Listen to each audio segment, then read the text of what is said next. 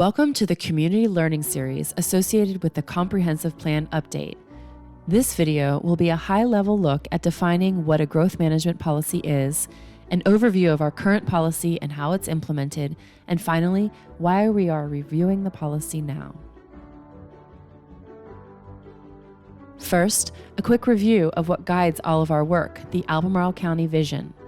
The growth management policy is one of the tools we use to implement the county's vision by helping us to make intentional decisions about how and where we grow and what areas are protected.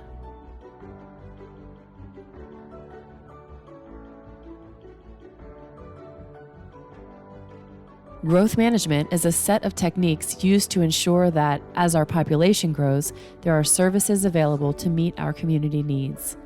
The growth management policy provides a high-level plan of action to guide how and where we want to grow in the future and what areas are to be protected.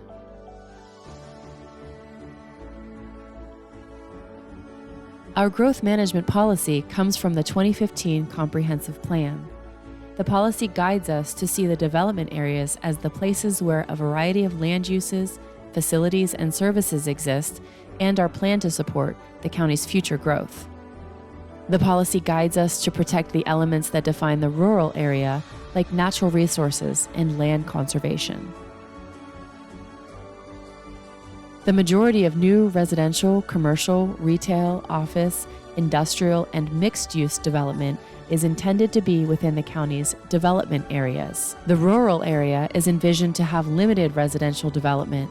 New uses or businesses in the rural area are expected to be mainly agricultural, such as farming, or related to forestry, such as logging.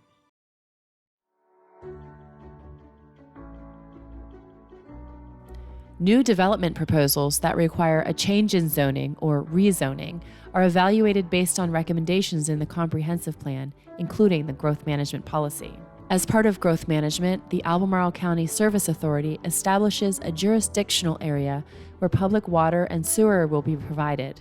This jurisdictional area mainly corresponds with the development areas. The majority of the rural area relies on private wells and septic systems. The Board of Supervisors uses the growth management policy to determine where new capital investments should be made for infrastructure and facilities, such as roads, sidewalks, and libraries. The policy was initiated 51 years ago to support goals related to environmental, agricultural, and scenic resources preservation. But to date, topics of equity and climate action have been mostly left out of the discussion.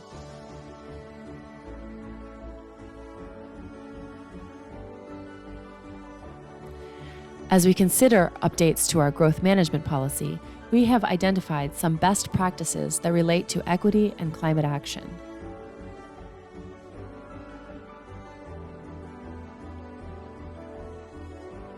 In the adopted Climate Action Plan, the Board of Supervisors set the target for our community to achieve zero net greenhouse gas emissions by 2050. Here you see some of the best practices related to growth management and climate action.